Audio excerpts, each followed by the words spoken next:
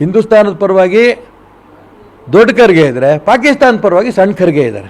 140 ಕೋಟಿ ಜನ ಹಿಂದೂಸ್ತಾನದ ಪರವಾಗಿದ್ದಾರೆ, ಇನ್ಕ್ಲೂಡಿಂಗ್ ಮಲ್ಲಿಕಾರ್ಜುನ್ ಖರ್ಗೆ ಅವರೇ ಸೇರಿ. ಕಾಂಗ್ರೆಸ್ ಪಕ್ಷದ ಅನೇಕ ನಾಯಕರು ಕೂಡ ಇವತ್ತು ನಾವೆಲ್ಲರೂ ಕೂಡ ದೇಶದ ಪರವಾಗಿ ಒಟ್ಟಾಗಿರ್ತೀವಿ ಅನ್ನೋಂಥ ಮಾತು ಹೇಳಿದ್ದಾರೆ. ಸೈನಿಕರ ಬಗ್ಗೆ ಹೊಗಳಿದ್ದಾರೆ, ಎಲ್ಲ ಮಾಡಿದ್ದಾರೆ. ಕಾಂಗ್ರೆಸ್ಸಿನ ದೊಡ್ಡ ದೊಡ್ಡ ನಾಯಕರು ಹಿಂದೂಸ್ತಾನ ಪರವಾಗಿದ್ದರೆ, ಈ ಮರೀನಿಯ ನಾಯಕರು, ಆ ದೊಡ್ಡ ಖರ್ಗೆ ಅವರು ಹಿಂದೂಸ್ತಾನ ಪರ, ಪ್ರಿಯಾಂಕಾ ಖರ್ಗೆ ಅಂತ ಸಣ್ಣ ಮರಿ ನಾಯಕರು ಪಾಕಿಸ್ತಾನ ಪರ. ಸ್ಪಷ್ಟವಾಗಿ ಹೇಳಿ ಪಾಕಿಸ್ತಾನ ಪರವಾಗಿ ಇರ್ತೀವಿ ನಾವು ಅಂತ. ಅದರಲ್ಲಿ ಗೊಂದಲಗಳನ್ನು ನಿರ್ಮಾಣ ಮಾಡ್ತಾರೆ. ಅದು ಪ್ರಿಯಾಂಕಾ ಖರ್ಗೆ ಇರ್ಬೋದು, ಹರಿಪ್ರಸಾದ್ ಇರ್ಬೋದು, ಲಾಡ್ ಇರ್ಬೋದು, ಈ ರೀತಿ ಅನೇಕ ವ್ಯಕ್ತಿಗಳು, ದಿನೇಶ್ ಗುಂಡೂರಾವ್, ಒಂಥರ ಸೈನಿಕರಿಗೆ ಟೀಕೆ, ಇಂಡೈರೆಕ್ಟಾಗಿ ಟೀಕೆ. ಎಷ್ಟು ಫ್ಲೈಟ್ ಹೋದ್ವು, ಅವನ ಮಂಜುನಾಥ್ ಅಂತೆ, ಅವನ ಕೊತ್ತು ಇವನಿಗೆ ಲೆಕ್ಕ ಕೊಡಬೇಕು. ಎಷ್ಟು ಫ್ಲೈಟ್ಗಳು ಹೋದವು, ಎಷ್ಟು ಜನ ಪಾಕಿಸ್ತಾನಕ್ಕೆ ಬಂದರು, ಇವೆಲ್ಲ ಸುಳ್ಳು ಅಂತ ಹೇಳ್ತಿದ್ದಾರಲ್ಲ. ಇವ್ರನ್ನ ಮುಂಚೆ ಗುಂಡಿಟ್ಟು ಹೊಡಿಬೇಕು. ಇವ್ರು ದೇಶದ್ರೋಹಿಗಳು. ಇವರು ಇವತ್ತು ಇಡೀ ಪ್ರಪಂಚದ ಜನ ಭಾರತದ ಜೊತೆಗೆ ಇರಬೇಕಾದ್ರೆ ಇವರೊಂದಿಷ್ಟು ಜನ ಕೂಗಾಡ್ತಾ ಇದ್ದಾರೆ, ಪಾಕಿಸ್ತಾನದ ಪರವಾಗಿ ಮಾತಾಡೋಂಥ ಭಾವನೆಗಳು ತರ್ತಾ ಇದ್ದಾರೆ. ಇವ್ರು ದೇಶದ್ರೋಹಿಗಳು. ಇವರು ಇಂಥವ್ರಿಗೆ ಗುಂಡಿಟ್ಟು ಹೊಡೆದ್ರೆ ಕಾಂಗ್ರೆಸ್ನವರು ತುಂಬ ಅನೇಕ ಜನ ಸಂತೋಷ ಪಡ್ತಾರೆ. ಯಾಕೆಂದರೆ ಕಾಂಗ್ರೆಸ್ನವರು ಅನೇಕರು ದೇಶದಲ್ಲಿ ಸೈನಿಕರು ತೊಗೊಂಡಿರೋಂಥ ಕ್ರಮದ ಬಗ್ಗೆ, ನರೇಂದ್ರ ಮೋದಿ ತೊಗೊಂಡಿರೋಂಥ ಕ್ರಮದ ಬಗ್ಗೆ ಎಲ್ಲ ಮೆಚ್ತಾ ಇದ್ದಾರೆ. ಈ ಕೆಲವು ರಾಷ್ಟ್ರದ್ರೋಹಿಗಳು ದಿನ ಪೇಪರಲ್ಲಿ, ಟಿ ವಿಯಲ್ಲಿ ಬರಬೇಕು ಅನ್ನೋದಕ್ಕೋಸ್ಕರ ಏನು ಬೇಕಾದ್ರೂ ಟೀಕೆ ಮಾಡ್ತಿದ್ದಾರೆ. ನಾನು ಅದಕ್ಕೋಸ್ಕರ ಪಾಕಿಸ್ತಾನದ ಪರವಾಗಿ ಮಾತಾಡ್ತಾರಂಥ ಇವರಿಗೆ, ಪಾಕಿಸ್ತಾನದ ಪರವಾಗಿರೋಂಥ ಅನೇಕರು ಯಾರು ಹೊರಗಡೆನೂ ಇದ್ದಾರಲ್ಲ, ಭಾರತದ ಒಳಗೂ ಇದ್ದು ಹೊರಗೂ ಇದ್ದು ಇಂಥವ್ರಿಗೆ ಒಂದು ರೀತಿಯ ಉತ್ತೇಜನ ಕೊಡೋಂಥ ಪ್ರಯತ್ನ ಈ ಒಂದು ಪ್ರಿಯಾಂಕಾ ಖರ್ಗೆ ಈ ಟೀಮ್ ಮಾಡ್ತಾಯಿದೆ. ನಾನು ಅದಕ್ಕೋಸ್ಕರ ಹೇಳಿದೆ, ಹಿಂದೂಸ್ತಾನದ ಪರವಾಗಿ ದೊಡ್ಡ ಖರ್ಗೆ ಇದ್ದರೆ, ಪಾಕಿಸ್ತಾನದ ಪರವಾಗಿ ಸಣ್ಣ ಖರ್ಗೆ ಇದ್ದಾರೆ. ಇದನ್ನು ಗಮನಿಸಬೇಕು. ಇಂಥವ್ರ ಬಗ್ಗೆ ಏನು ಕ್ರಮ ತಗೋಬೇಕು. ನಾನು ಯಾಕೆ ಗುಂಡಿಟ್ಕೊಂಡು ಕೊಲ್ಲಬೇಕು ಅಂತಂದರೆ ವೈಯಕ್ತಿಕ ದ್ವೇಷ ಅಲ್ಲ, ಇವ್ರ ಭಾವನೆಗಳಿದೆಯಲ್ಲ, ಇವ್ರು ಹೇಳೋಂಥ ಪ್ರತಿದಿನ ಪೇಪರಲ್ಲಿ, ಟಿ ವಿನಲ್ಲಿ ಏನು ಬರುತ್ತಲ್ಲ, ಇದು ರಾಷ್ಟ್ರದ್ರೋಹಿಗಳು ಒಂದು ರೀತಿಯ ಬೆಂಬಲ ಕೊಟ್ಟಂಗೆ.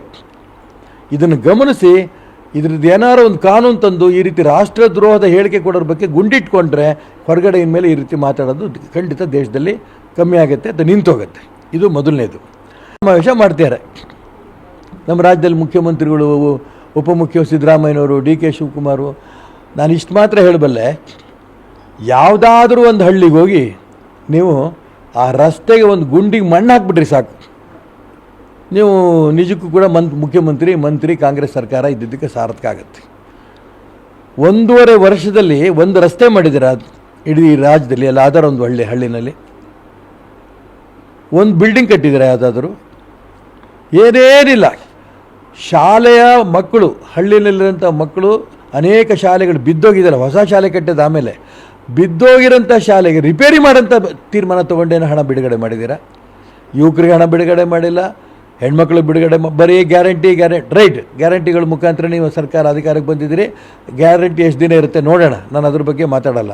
ಆದರೆ ನೀವು ಸಾಧನೆ ಮಾಡಿದ್ದೀವಿ ಅಂತ ತೋರಿಸ್ಬೇಕಾದ್ರೆ ಆ ಶಾಲೆಯಲ್ಲಿ ವಾಸ ಮಾಡ್ತಾರಂಥ ಮಕ್ಕಳ ತಲೆ ಮೇಲೆ ಕಟ್ಟಡ ಕುಸಿದು ಬಿದ್ದರೆ ಎಷ್ಟು ಜನ ಸಾಯ್ತಾರೋ ಗೊತ್ತಿಲ್ಲ.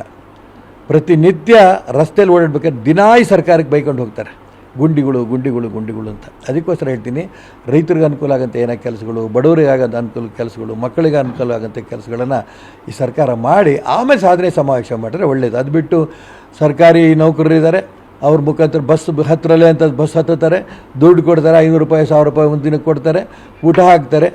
ಅವ್ರನ್ನ ಸಾಧನಾ ಸಮಾವೇಶಕ್ಕೆ ಜೈ ಸಿದ್ದರಾಮಯ್ಯ, ಜೈ ಡಿ ಕೆ ಶಿವಕುಮಾರ್ ಅಂತ ಕರ್ಕೊಂಬಂದು ಜೈಕಾರ ಹಾಕ್ಕೊತಾರೆ. ಇದರಿಂದ ಏನೂ ಉಪಯೋಗ ಇಲ್ಲ. ಅಕಸ್ಮಾತ್ ಯಾವುದೇ ಚುನಾವಣೆ ಹತ್ತಿರದಲ್ಲಿ ಬಂದುಬಿಟ್ರೆ, ಬೈ ಎಲೆಕ್ಷನ್ ಬಂತು ಅಂತ ಅಂದ್ಕೊಳ್ಳಿ, ಇದೇ ಸಿದ್ದರಾಮಯ್ಯ, ಇದೇ ಡಿ ಕೆ ಶಿವಕುಮಾರ್ಗೂ ಸೇರಿಸಿ ಕಾಂಗ್ರೆಸ್ ಸರ್ಕಾರವನ್ನು ಮನೆ ಕಳಿಸ್ತಾರೆ.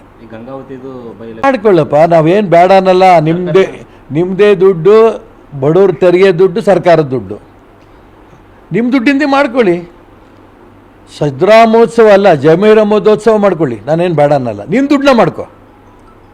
ಸರ್ಕಾರದ ಬಡವರು ಕೊಟ್ಟಂಥ ತೆರಿಗೆನಲ್ಲಿ ನೀವು ಸಿದ್ದರಾಮೋತ್ಸವ ಮಾಡ್ತೀವಿ, ಸಾಧನಾ ಸಮಾವೇಶ ಮಾಡ್ತೀವಿ ಅಂತ ಹೇಳ್ಕೊಂಡು ಹೊರಟ್ರೆ ನಾನು ಏನು ಹೇಳಲಿ? ಜನ ಮೆಚ್ಚಿದಾರ?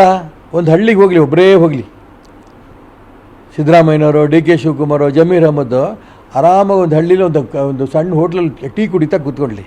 ಆ ಜನ ಬಂದು ಯಾವ ಭಾಷೆಗಳು ಬೈತಿದ್ದಾರೆ ಅನ್ನೋದು ಈ ಕಾಂಗ್ರೆಸ್ ಸರ್ಕಾರಕ್ಕೆ ಆ ಭಾಷೆ ಕೇಳಿದ್ರೆ ಇವರು ಸಾಧನಾ ಸಮಾವೇಶ ಮಾಡೋಕ್ಕೆ ಹೊರಟಾರಲ್ಲ ಅದೂ ನಿಲ್ಲಿಸ್ತಾರೆ.